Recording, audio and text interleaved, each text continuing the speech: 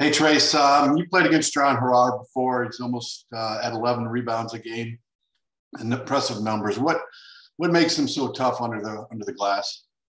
I really think that with him, his timing and just going to get the ball, he has an act to go get it. And some people just don't have that mindset, and he's got it. So he looks at the ball, he looks where they shoot it from, and then he's almost like on the right side every time. And then he does a lot of tipping, actually. So he'll tip the ball up to himself and then grab it. And then even on his offensive misses, he'll come down, so he'll shoot the ball. And then if he knows he's going to miss it, then he'll jump up and just get the rebound. So he's a really good rebounder. We're going to have to keep him off the glass. Matthew Byrne. Hey, Trayce, hope you're doing well, and early Happy New Year. Just curious if there's anything that you learned either through success or failure of the first two conference games that you look to take with you for this stretch of Big Ten play to round out the season. The biggest thing that we've learned through our two conference games is that there's going to be a lot of scouting, especially on me. And so I had to put myself in different positions to have an impact on the game. And then I think the second thing that's big for us is, especially on the road, we can't ever relax. Wisconsin, we relaxed. We had a 20-point lead, gave it away. So that's something that we can't do because we're not good enough to do that. So we have to always keep our foot on their neck. And I think those are the two biggest things that we've learned so far. Kevin. Yeah, Trayce, I'm just curious about the layoff, having the game canceled this week, how you guys handled it, and how do you think, maybe having that extra practice time help, or will there be a little bit of rust? I mean, how do you think it's going to impact Sunday? I think at this point in the season, I don't think there can be rust, but I think it was big for us. UNC, Asheville, they're a good team. But at the same time, getting those extra practices in before our next Big Ten game, I think is crucial. And even playing against each other a little bit more, playing up and down with the time off against each other, just getting more guys in, more guys active, I think was really helpful for us as well. So I think it was more of a positive than a negative. Tom. Trayce, how much goes into the scout for you in regards to how teams double team you in different ways? And what, if anything, does Penn State do when they're doubling bigs that causes the biggest concern for you? What we saw in practice is that Penn State doubles from the baseline, so they come from the bottom side. So basically, I'm going to have to take the ball probably towards the middle, but at the same time, we're going to have cutters race on the wing. He's going to cut to the rim and then have Miller or whoever's on the backside go up. So hopefully we can get a lot of open shots that way. But I just basically, even if they do it a different way, I just have to take what the defense gives me. I think in our last few games, I've handled the double team pretty well. So just getting that position, and hopefully I can get better position under the bucket where they don't even have a chance to double team. So Tyler.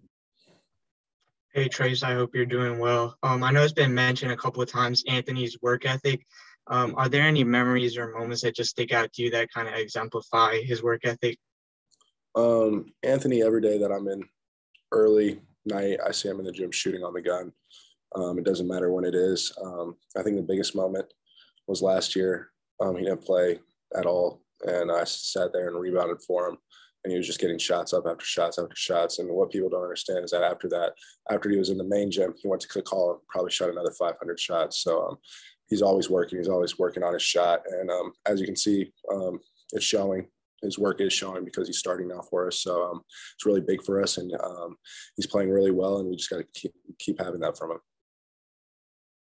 Mike Schumann.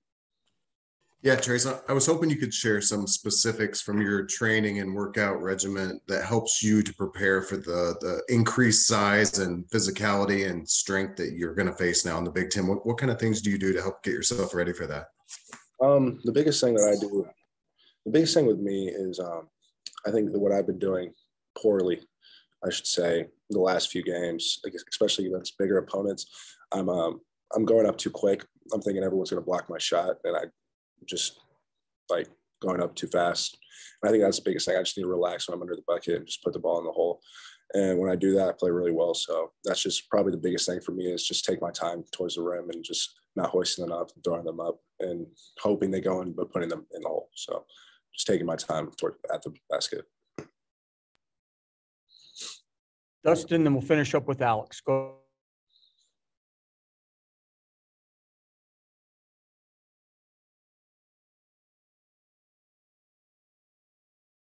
Dustin?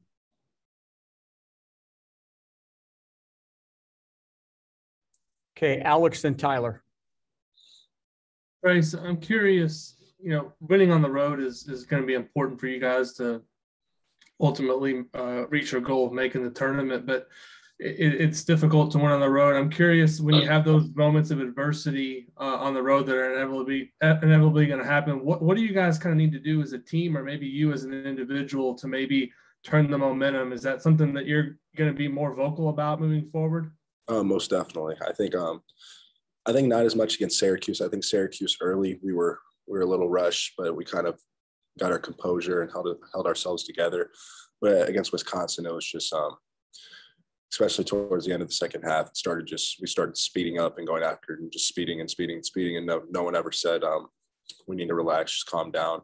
And that lies on me. So I need to be the guy that, especially playing there, being in the Big Ten before and playing against crowds like this, I need to tell our guys that everything's good, especially when we have a 4 or 5 point lead with 2 minutes left. We don't need to go and shoot 10 seconds into the shot clock. So that really falls on me, and I'm going to do better at that in that sort of area. But at the same time, you can see that both of our road games are winnable games. We're 2 or 3 possessions from being 12-0. So it's just the little things that we have to prepare for. And I think that down the stretch, I think it's a learning experience, those last 2 games, and I think we'll be better at it in the future.